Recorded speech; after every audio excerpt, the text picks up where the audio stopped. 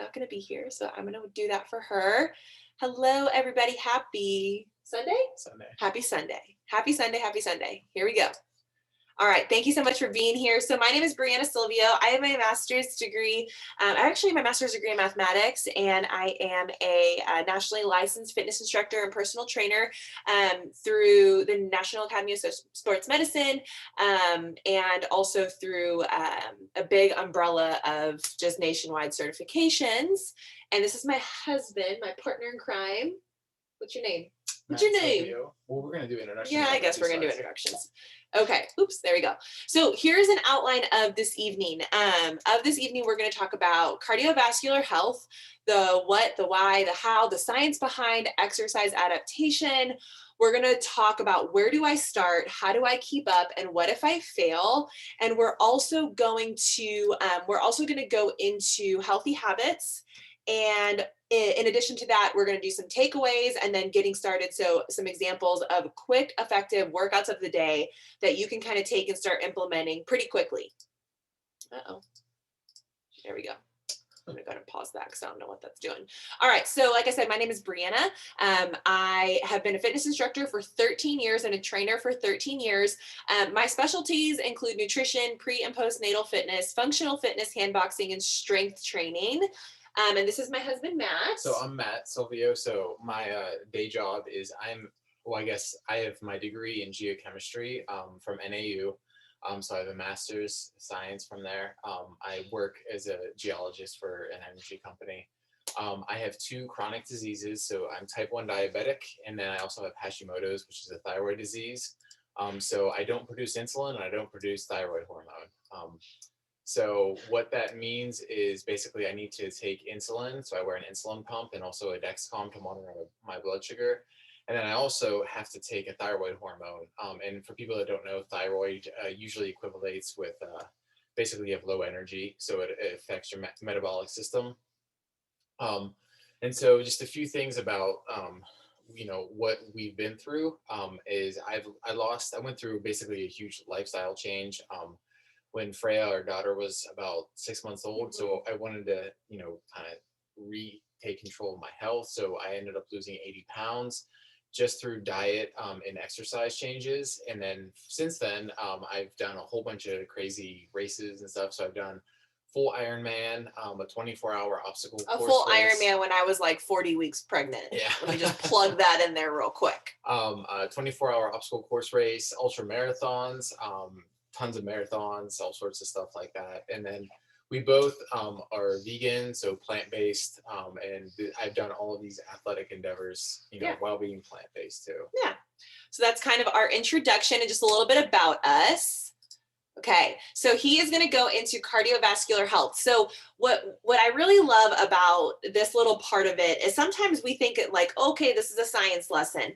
But I was actually talking to 2 of my friends that are here tonight in our fitness class the other day, and I was like, but sometimes understanding like the mechanism behind why something occurs is exactly what you need to be like, whoa, this is why I feel this way. This is why this is feeling sore or this is feeling less ideal, right? But if I can move through that, what's going to be on the other side of that? Yeah. So you want to take it cardiovascular health. So I'm not going to get like too technical with it, but really what we wanted to do is talk to people about what is exactly going on in your body when you exercise and as you continue to exercise, and then as you see increase in fitness, and why you lose fitness. So one of the main themes is actually genetics and epigenetics. So just to define those real quick. So genetics is basically, what are you born with? We all know what genes are. So it's sort of are their inherited traits. And then epigenetics is essentially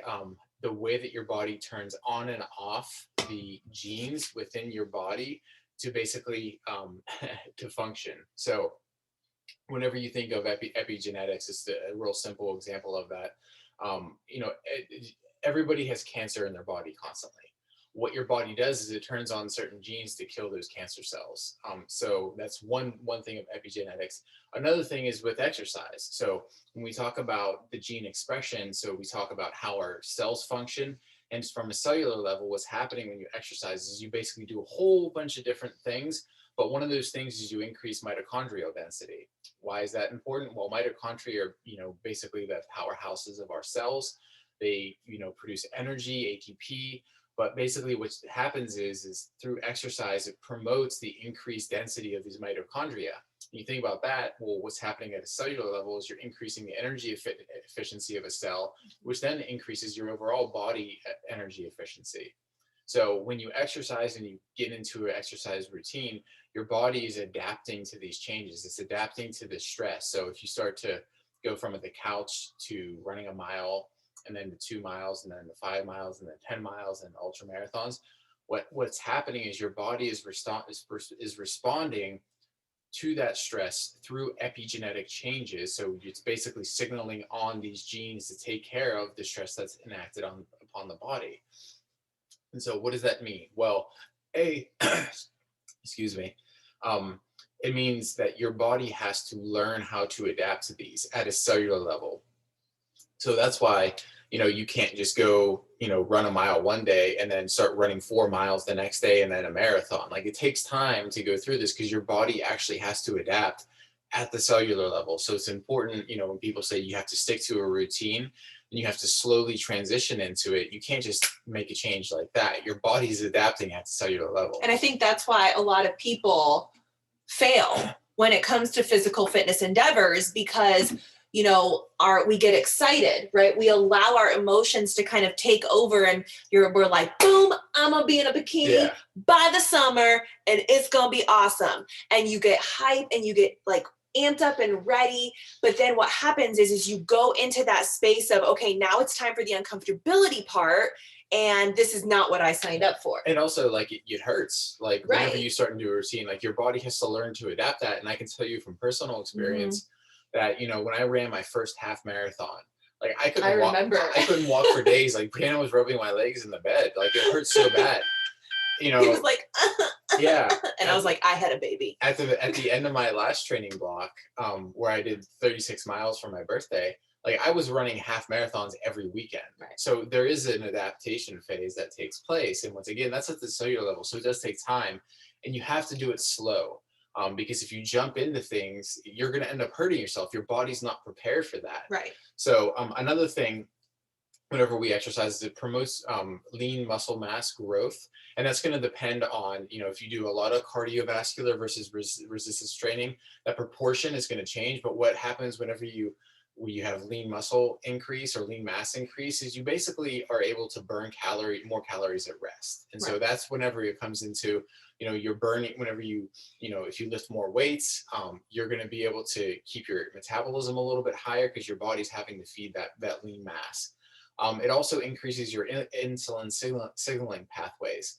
So what that means is that your cells, once again, are running more efficiently. So as a diabetic, I've researched this a lot with insulin resistance and insulin sensitivity. The more insulin sensitive you are, the more efficient your cells are running, and the more efficient you are running. And so things that increase insulin sensitivity are going to be exercise, a properly managed diet, meaning a diet that's lower in fat and higher in sort of more whole food carbohydrates. Things that will decrease that is, laziness, not being active. Also a poor diet, so high processed food, high saturated fats, high overall fats. Those things decrease that. So that's, one of those things that you can confront from both the exercise and the diet side of things. And then also aging. So we talk about, you hear age reversal, anti-aging, things like that. And like, what does that mean? So there's a really, really good book. It's called Lifespan. And I'm actually currently reading through it now. And the author is David Sinclair. The whole thing is about anti-aging and what that means. But when we talk about age reversal and anti-aging, what we're actually talking about is, once again, those epigenetics, the genes. So, I think everybody has heard those examples of like tortoises live, hundreds of years. Right. There's certain fish or, mammalian fish or aquatic mammalian. I don't know what they're, whales. Whales live a really long time. I think they're the big ones in the ocean. So they live a really long time. And there's even examples of, animals that can regrow limbs, or animals like jellyfish that octopus. You can have a jellyfish that will sort of regrow its whole self. So why does that happen? And then we can't do that. Well, Right. You We know, get a paper cut and it takes 8 years to a to point, fix. we can actually, we talk about anti-aging, it's basically increasing the efficiency of cells Right. from the genetic level or from the cellular level. And so how you do that is you treat your body right, is you Yeah. exercise, you give it a little bit of stress, not too much.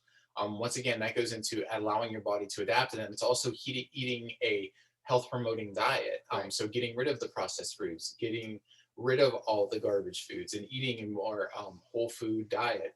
And so that's what we're talking about anti-aging. And this has been studied at a cellular level in everything from yeast up to complex organisms like ourselves, where it's what we mean by anti-aging is increasing cellular efficiency. And one example of that is, just you think about people as we get older, we get confused, you lose your memory. Same thing happens to your cells. Yeah. And why does that happen? You think about, if you have too many things going on in your head, you can't think straight. Well, when you've stressed your body over the years and you've not treated it right, your body is literally the same thing. It's a great example, is your body just gets Right. confused.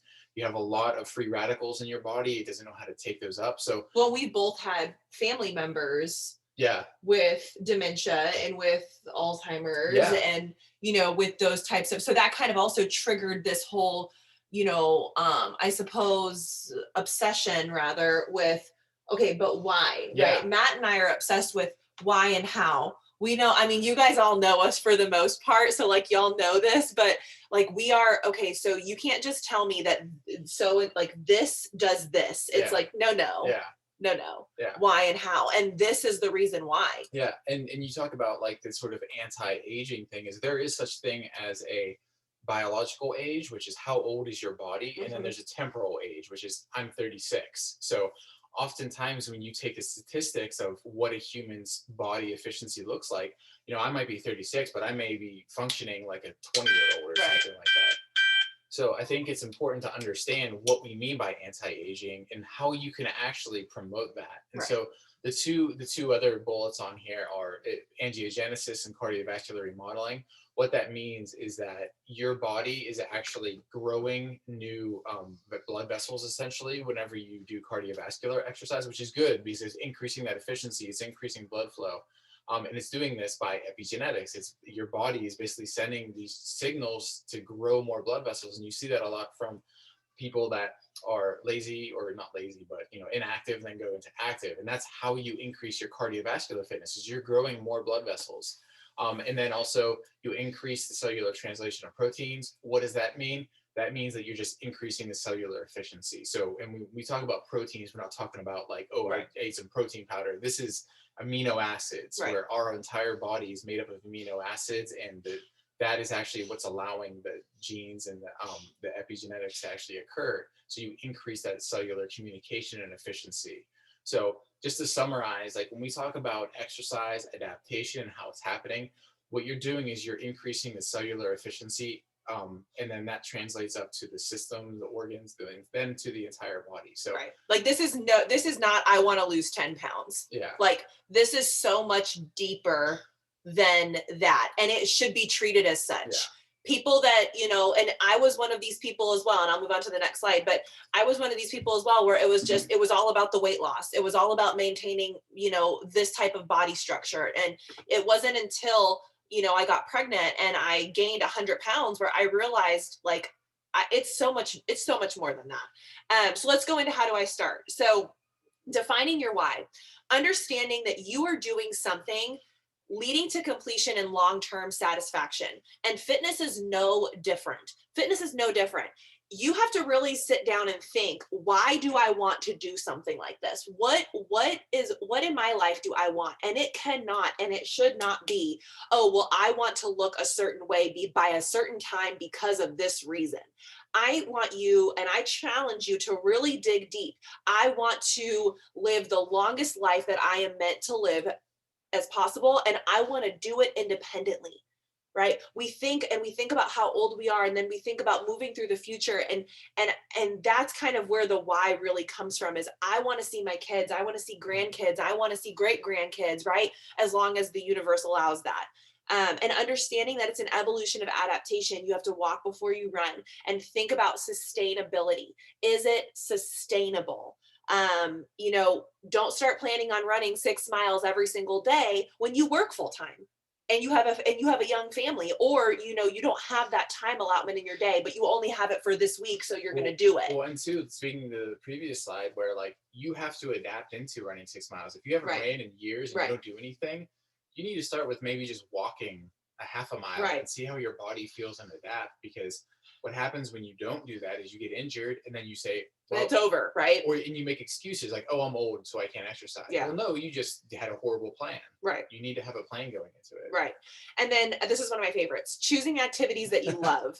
Why is it funny? If you dread an activity, it's really easy to not do it. Case in point, homegirl hates running. I hate it. I hate it with every ounce of my soul. Matt bought me, what did you get me for Christmas? And I was offended. It was a virtual race that came with a funny t-shirt for a 5K. And like we could literally roll down a hill for 5K and you finish the race. I was offended. Why would you give this to me? Yeah. You know how much I hate it. And so, but here's the thing though, it comes into that failure mindset, right? I was mad at him because he was pushing me to do something that I don't like doing, and in turn makes me feel like a failure. So what's my response, right? What's my emotional response? Well, I guess I'm just gonna eat this cinnamon bun. That's what I'm gonna do. Because I can't run and I can't, right? I mean, like, I hope that we're being a little bit relatable and like not, you know, putting like, we are real people, right? Yeah. Find inspiration, not aspiration. Don't look at magazines. Don't look at influencers. Don't expect to look like them and perform like them, because we are not professional athletes. Mm-hmm. Most of us, I mean, maybe you are, and maybe I am so wrong in saying this, but most of us are not professional athletes. We don't get paid to look and perform in a certain way. Comparison is the thief of joy in all things. Yeah, and I would say too, like like for me specifically. So I mean, I run a lot. I'm super active, weights, all sorts. I just got done running 36 miles in one day. Like I said, I don't have a six pack. Right. Like most people are like, how come you don't look like so and so? Well, because I'm a real person. Right. Like those people aren't real. They're not the everyday. Well, they are real. They just have specific. Yeah. You know. But they have, like, I mean, a lot of it does come down to genetics. Like we all know people that can, you know, eat whatever they want and then they look a certain way. But like that's not me. Like I'm a dad, a husband. So like don't look at those people from a visual perspective. Like those guys that are super buff and ripped, they couldn't run more than a half a mile. Like I have a friend that, you know, we talked to on Instagram and he's a bodybuilder. And I was like, hey, dude, you want to go do this, you know, this competition called High Rocks. It's strength and endurance based. He's like, dude, I can't run more than a mile, but he's like super good looking, jacked, really cut. Well, he's a competitor. Yeah, he's a competitive bodybuilder. Right. And that's the thing is like, you see people like that on a magazine, but like, you don't know their background, their story. Well, that was like me when I was prepping before we got pregnant with Freya. I was prepping for my first bodybuilding show, and I was the most unhealthy I'd ever been. Yeah. And I was the thinnest, muscular definition was out of this world, most unhealthy I've ever been. But the point is that like just don't look at the the magazines, things like that. Think about your own fitness goals. Right. So speaking of, how do I keep up? Like how do you reach those goals? So the first thing is to set those goals and to set realistic goals. And it's to have a plan. And so, once again, don't set out, I'm going to run 6 miles every day for the next year. Like that's not going to happen. But what we need to recognize is that there is an emotional aspect to working out. There is as much as there is a physical and an emotional. So talk about mental and emotional burnout. So when you get on a very strict training regimen, and this can be from, competitors or, people like me who aspire to be a professional endurance athlete, but either way, like you're going to get tired both mentally and physically. When you are tired, you need to recognize that. Are you tired and sore just because you ran a lot, or do you need a break? And if you're waking up for a week straight saying like I am dreading running, like you need to take a mental health day and take a break or take a couple days, and you're not going to lose fitness. Like the statistics are, it takes up to 2 weeks before you begin to lose fitness. Right. So you can afford a couple days just to get centered again. And then another thing is don't tie your self-worth to working out. And for people that are just so hard, for people that are just starting, this may not make any sense, but for people that are working out or have done this in the past, like it is very hard not to say, oh, I didn't run today and I feel like a piece of garbage. Like it happens to me. I still struggle with it. It's just Right. like body dysmorphia, but it's very important not to do that so you can take those breaks and so you can come back stronger. And then also being physically burnt out. Like we said, it's different from just being tired. Like there is a physical burn. I just got done with it after my last training block. Like I was done. And I've taken a lot of time off. I had surgery in the meantime, but you have to recognize from when you're just tired from working out and when you're just fatigued. And then also remember that everybody gets injured. Like most people get injured, I should say. You need to always work in a rest day. And it's not, not being manly or womanly or whatever it is to take a rest day. Like you actually make gains when you're resting. So your body can adapt to those changes.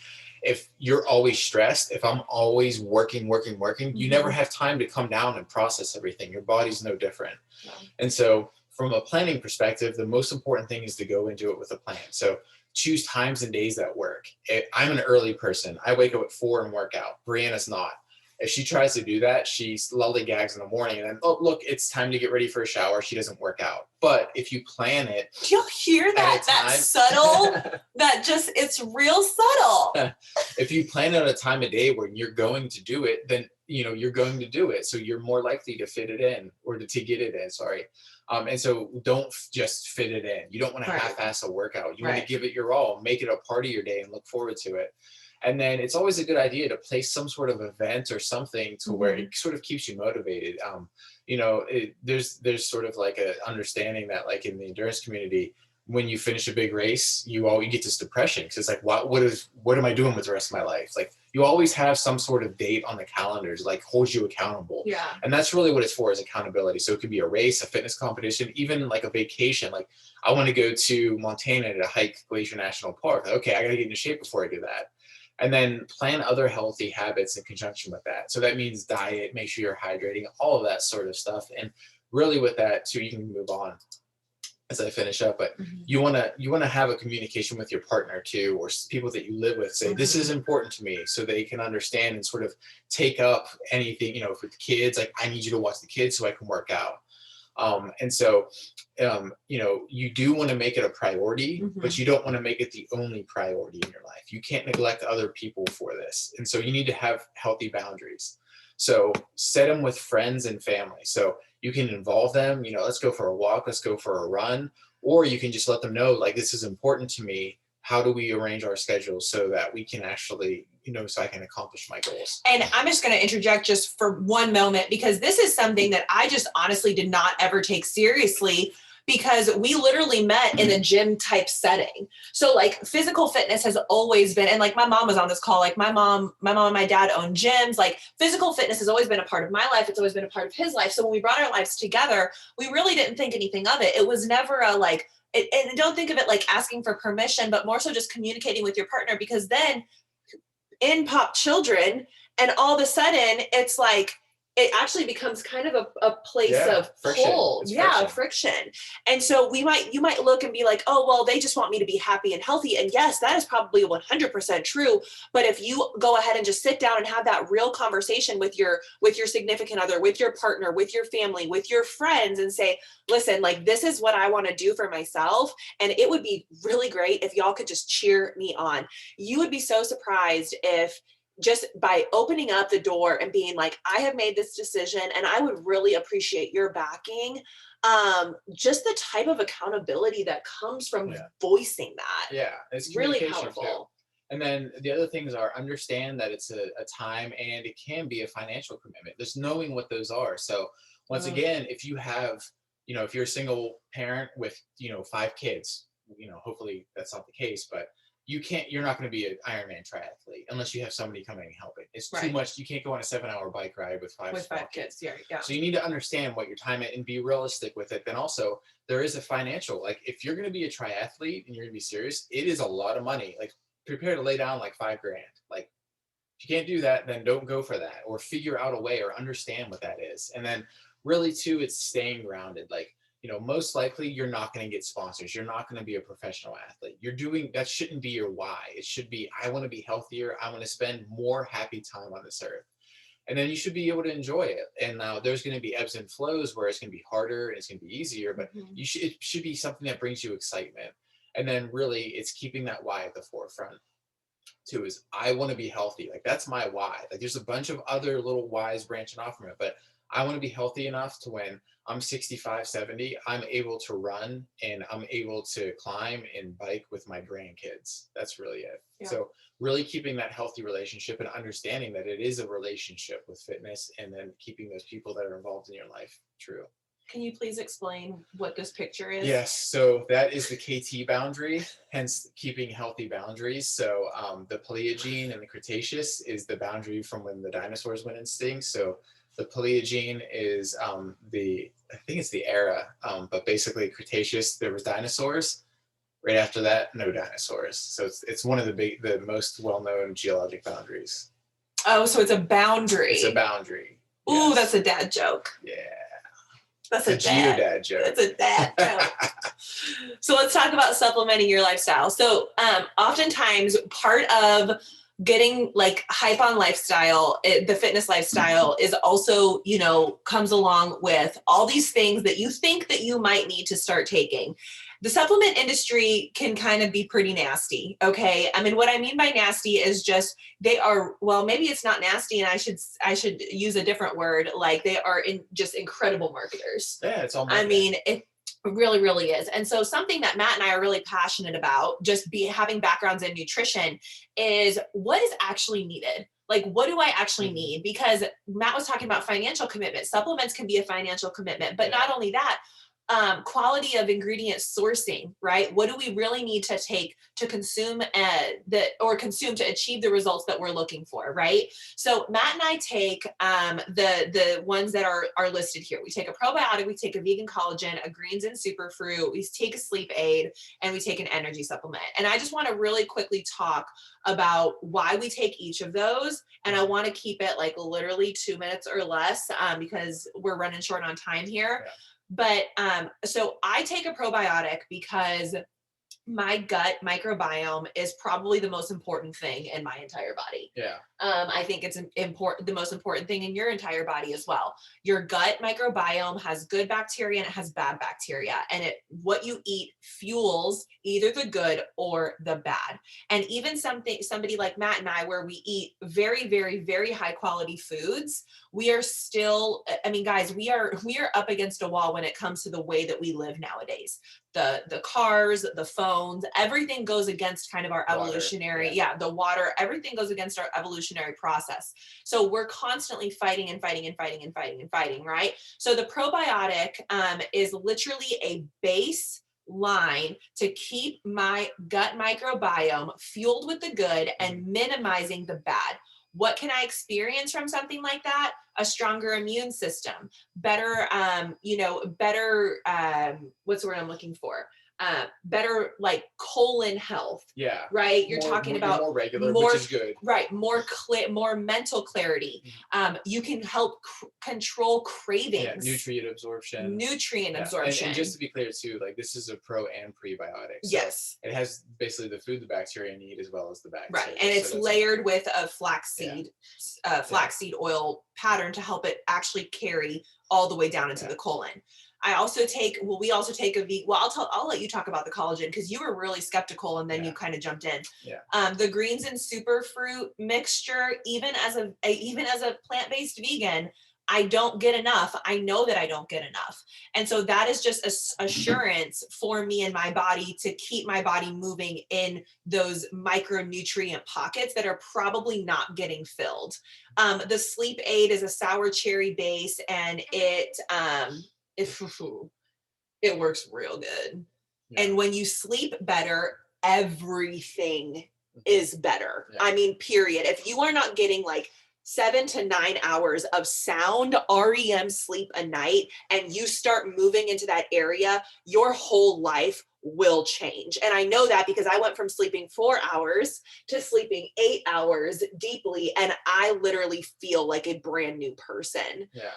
But why don't you talk really quickly about the collagen and the energy, because you were skeptical on both of those. Yeah. So the collagen, why take a collagen? Well, yeah. So collagen, what is collagen? You know, a lot of times we think of like bone broth or, some sort of animal-based collagen.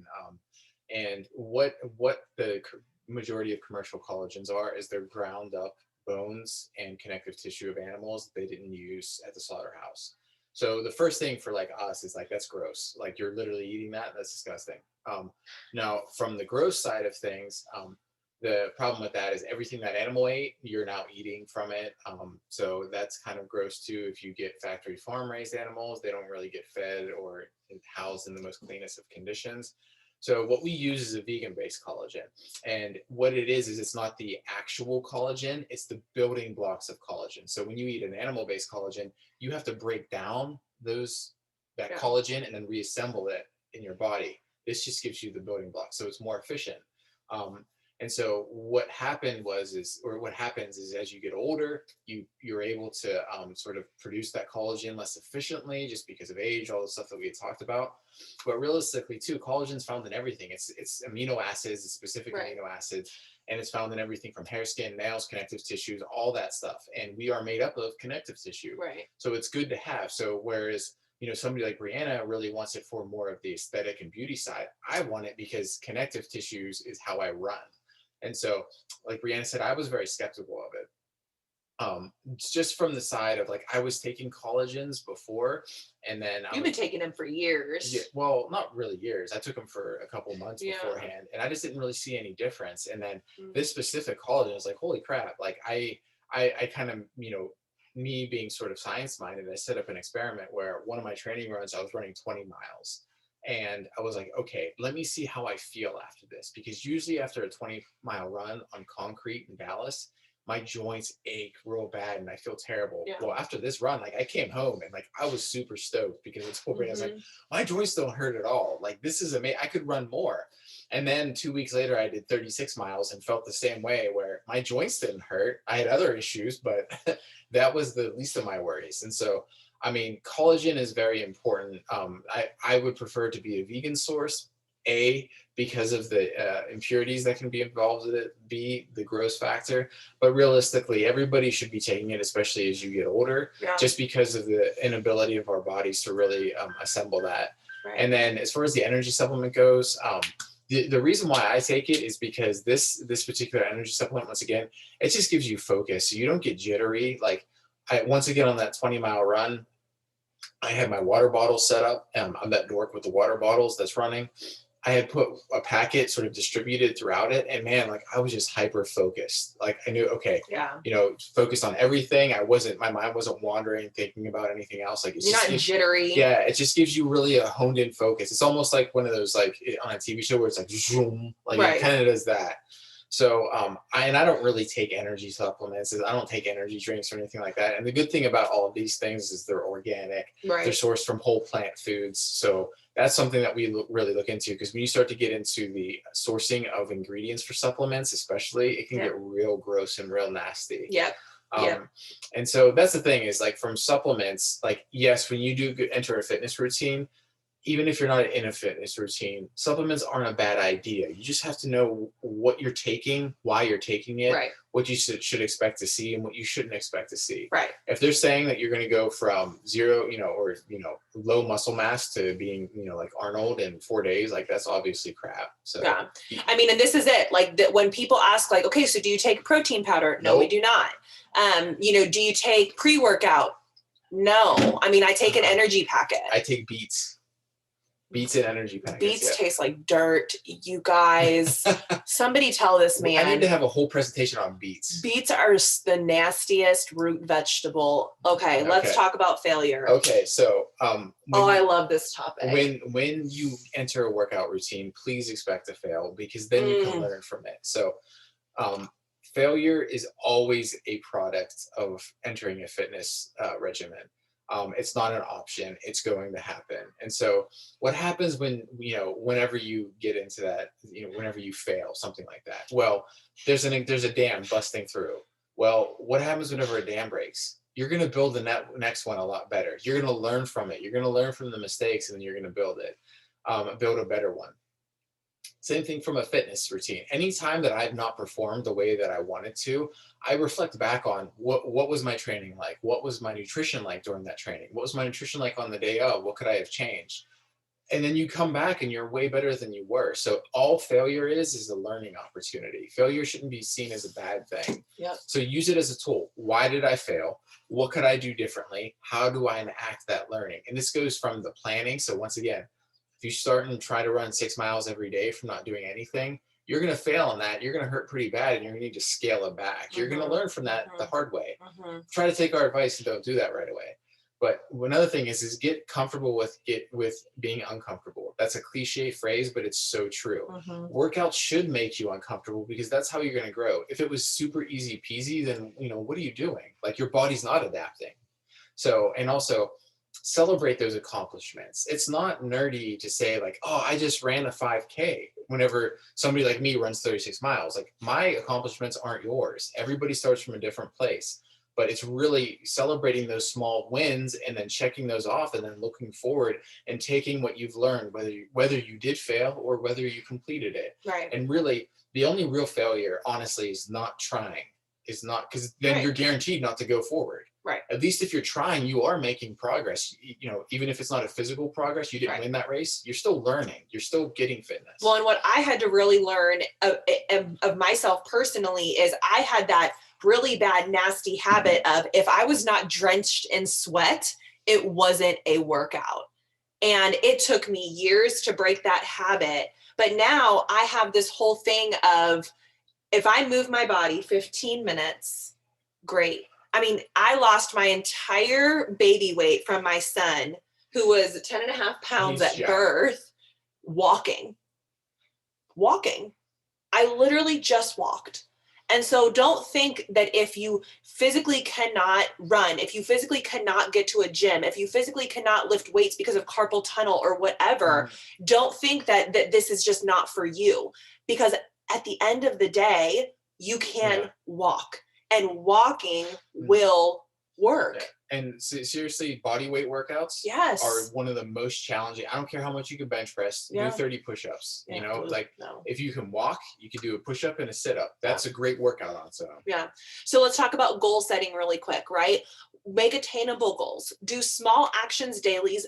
Do not give up, and make it tangible. On the left, you see Post-it note goals, right? And on the right, you see Post-it, or like goal setting in a to-do format for iPhones, right? But Android has the same exact apps.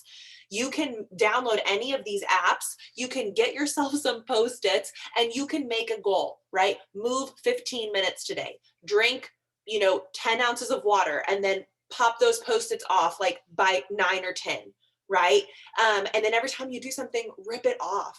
There's so much power in checking something off, even if you're not like a type A personality, even if you're not like an Enneagram 3, right? Where like we just like really thrive in that type of controlled checklist environment. And I would say too, like, it's not only do things, it's put things don't eat cake. Activities, don't drink soda, right? During this, don't sit on the couch, right? Like, having that on there, because when you look at your phone, you're like, I really shouldn't be doing it. If you sit on the couch for 30 minutes, I shouldn't do this. So having those things you don't want to do that are going to impede your progress too. Yeah. And then also too, we have to understand that it roots in mindset. View failure in a different light. I've got fitness clients on here, and I say it all the time. It's one of my rules. It's one of my signatures. If you don't fail, I didn't do my job. I didn't do my job emotionally. I didn't do my job physically, and I didn't do my job mentally. We're celebrating growth regardless of comfortability. Regardless of comfortability. If we get one more bicep curl in, that's a celebration. If we get half of a bicep curl in, that's a celebration. If we even think about doing one more curl, even though we don't, that is a celebration. Understand that challenge and pain are different. Pain, that whole no pain, no gain gets under my skin like nobody, because the only thing you gain is an injury. I mean, really, like, pain is not the goal. Challenge, yes. Uncomfortability, yes. Annoyance, yes. But pain is not the goal here. And it is a gift to be here. It is a gift to be breathing air. It is a gift to be able to step into this mind space of, I can do better. I will do better because I am deserving. I am abundant. I do believe in myself. I do deserve to feel all the good feelings in the world, right? And so let's talk about tactical takeaways before we wrap up here. Schedule out time for yourself. Okay. Personal calendars and alarms are my best friend. Matt and I have a joint calendar in our iPhones where like he sees stuff that I schedule and I see stuff that he schedules. So She schedules way more than I do. well, I have 3 jobs. I mean, duh. Um, Find a mode of fitness that brings you joy, group fitness classes, outdoor training, one-on-one training, home-based fitness. Stand up and work for 15 minutes every hour minimum. So if you are a full-time 9 to 5 worker, I'm going to challenge you to stand every hour for 15 minutes. If you need to stack up your computer on books to do so, then do so. If you don't have a 9 to 5 type of job, then every single hour, make sure that you are standing for at least 15 minutes. And that's good for like screen time breaks if you work with your computer too. Truth, yes. 15 minutes of outdoor time, vitamin D. It's hot. I know you'll make it, I promise. And this is kind of, speaking in the summer, I think, well, I mean, maybe those of you that are up in the, those states over there, it might be a little cold. Yeah. But that's okay. Wear a hat. Yeah. And then stairs are fantastic to take versus elevators. The further bathroom and park further. You would be shocked by making those nano changes, what that actually does to your mindset around functional fitness. There were studies that have been performed on people for metabolic rates. And so they've actually found, so like people that if you're typing on a computer and you're tapping your toes, that sort of activity, those minor activities actually contribute more to your daily caloric burn than a workout does. So those sort of things it's sort of like the small little things do add up. So it's important to do those small things because nothing's ever wasted. Okay, you had to walk up a flight of stairs. Like you didn't die. It actually just helped you. So do all those little things. Right. And then, well, before we go here really quick, understanding that you guys, this is a paradigm shift. Like if you have not worked out in 6+ months, 3+ months, 6+ years, this is going to be a challenge. This is going to test your mental grit. This is going to take hustle mindset. This is going to take some deep rooted things, right? But that's why, like, I love when Matt talks about like, okay, but this is what happens on the cellular level. So if you can just always go back to this, don't worry about the pant size. Don't worry about I have to go on vacation, so I need to be this, I need to look this type of way. Go back to look at your children. Look in your children's face and say, okay, how can mommy stay here? How can daddy stay here as long as possible? Hopefully nothing else takes you, right? How can I stay here as long as possible and give you the very best version of myself, right? And that's where like you really, it is an emotional journey. And when you try to put superficial stuff on it, that is when it's not going to work. And that's why we do like to talk about the science of things, because it lends credence to, it takes about a month for that body adaptation to occur. And also it's not mad, like people like, probably people don't often think like what's actually happening, but it's not magic. You don't get faster, you don't get thinner, you don't get healthier just because the universe is there's magical powder, whatever. Just because like, you feel like you're a unicorn. Your body is changing, and it's changing for the good. Your body is changing for the good. So it's almost like shame on you for not trying to make your body the best version of itself. So 4 exercises that pack a power punch, you guys: squats. And you can do them in your kitchen. You can do them in your bedroom. You can do them while you're changing your kid's diaper. You can do them while you're changing your grandkid's diaper. You can do squats all day, every day. Look, Carol and Mitch know it because we did 5,000 of them today. Lunges. Lunges are fantastic because they help you achieve a stronger and more stable core. Oftentimes people think booty, lunge. Oh no. Lunges are, of course, they're good for all 3 glute muscles, but they're also fantastic for your abdominal wall and your lower back stability. Planks strengthens your spine, your rhomboids, your trapezius, and your abdominal muscles, which naturally result in strong posture as they grow strength. Guys, 10.5-pound baby a year ago, okay, ripped me open in a C-section. These abs ain't Listen, planks are not my friend. I hate doing them. They make me feel like a failure every single time I do them. So, you know what that probably means? I probably need to do them more, right? Open up that idea of failure. And then push ups. They can strengthen the lower back and the core by engaging and pulling in those abdominal muscles. Shoulder injuries, right? Because I know we've got a couple on here with shoulder injuries. Go against a wall. Go against a wall and move your body up and down a wall. If you do these 4 exercises, start tomorrow. 10, 10, 10, and 10. Do 10 a day for a week, then move into 11, then move into 12, then move into 13. Just stay consistent. And then my Facebook group is called Healthy Roots. It is a public group. You can just search it. There is a workout tab in that group, a workout topic rather, and I archive a workout a week. So there are 38 videos there of me popping around in my garage, screaming and hooting and hollering, right? Yep. And they are free 99. Okay. Like they really are. I don't charge for them. I just really like to give back as much as possible. This is our website. This is our email. These are our social media outlets. And if that QR code, what it is it's the scanner QR code to our website. It's not really hard to remember, fitforfreya.com, but in case, whatever. But we want it to be done at 8:45 and it's 8:46 right now. We are very open to answering questions for the next like 5 or 10 minutes or so. If you have them, you can put them in the chat box if you don't feel comfortable unmuting. You can also unmute yourself at this time and ask. Matt and I are pretty open book scenarios. So yeah, I'm going to stop sharing. Hey, Wendy. Do you have a question or are you waving at me? I don't know. No, I have a question. Hi.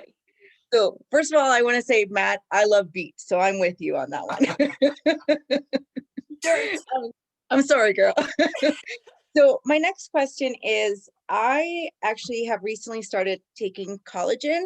So I take this creamer one, and then I also take this collagen, which I know I shouldn't be because it's not plant-based, which is what I want to start taking. But this is all I could find. So I was wondering if you guys would be able to share what you guys take personally, so then I could find it. And then would you guys take both, or do you guys only just take one? Like, I don't know if I'm overdoing it with the collagen. Yeah. So as far as the taking both or one, if you're taking a collagen supplement, you shouldn't have to combine anything. So Yeah. well, like we said, what collagen is collagen, or I should say the collagen is just a series of specific amino acids. And what your body does is it assimilates those amino acids to create collagen that your body can use. So you should never, unless you're taking individual, like you're getting those amino acids. Right, like if you have like if you have one collagen that has like leucine, isoleucine, methionine, right? Unless you're doing that and then you're combining them, yes, you should combine those if you're trying to get at the precursors for human collagen. Right. But you should never take more than one collagen products. If the products are telling you should, they're very good marketers, and you're probably wasting your money. Yeah. We do use Monate collagen. That is which is still not here in Canada. I know. Listen, I just gotta send it to you, USPS, mama. Okay, Matt has one that he was taking. That's right. Wellness is not in Canada yet. Why? Yeah. No. I know. I'm so sad. Okay, we'll get you. I know of one off the top of my head, but I see the bottle, but I don't remember the name. Yeah. I'll get with you on that. Because I do have to say, so I've tried about 4 different brands, and like the one that Brianna has is the one that like I tried during my run, and I was like, man, I could run another 20 miles. Like, and so for me, like that's a check. I don't need anything more than that. Yeah. So that was the best one by far, and I actually like felt a difference from that. I'm just gonna figure it out a way to get. Do you guys take your collagen first thing in the morning or when? Okay. I take mine. I usually take the greens and the collagen, and I'll also take a plant-based omega. I take that after my workout. It's almost like you could think of it as like a post-workout, but I usually take that stuff after I work out. It doesn't really matter as long as you're just taking it, because your body, like your body's great and that it'll assimilate those throughout the day anyway. Yeah. Your body's constantly breaking down and repairing things. Yeah, I actually have been doing, so I was taking it first thing in the morning, and then I realized when I went back to work at around 1:30, my last period comes in, and although I love them to absolute pieces, they are a bunch of hooligans. And I was finding myself like kind of just, I don't know, like a little bit, I was like stress eating essentially. And so I started taking the collagen, the greens, and an energy packet at 1:30. And that has completely changed the way that I teach these kids. And so I don't have a set time to take it. Yeah. It's just whenever I can Yeah, get it doesn't matter. It's just as long as you're getting it in, Mhm. you know, on a daily basis, Yeah. really.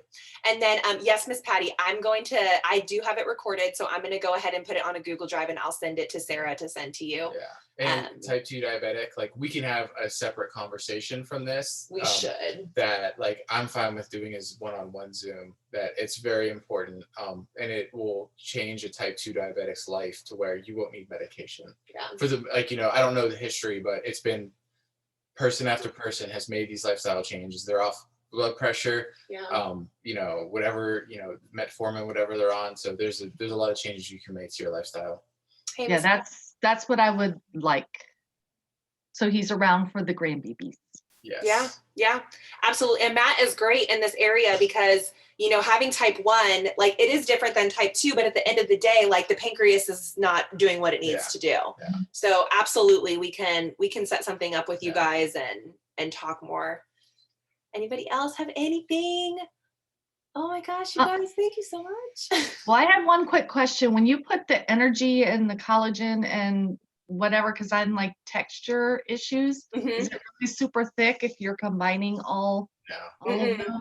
Nope. Okay. The only thing I recommend my clients do is they do it in a blender ball. You can get those on Amazon or Target, Walmart, because they don't have any preservatives in them. And the preservatives is what keeps the energy packet from clunking together. So essentially, like, you know, every time I take I take those 3 supplements together in one drink for the most part, and in that blender ball, and I just shake vigorously.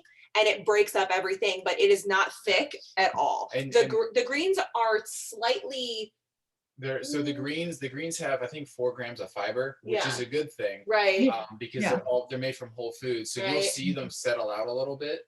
And it just, that's the whole thing, is you have to shake it up because it's actual plants. They're just ground up Right. plants. And so Yeah. you do want to shake it, and having that, I don't care about texture. Like I eat the grossest stuff as long as it's good for me, but I know she does. So it is just, it's important to shake it.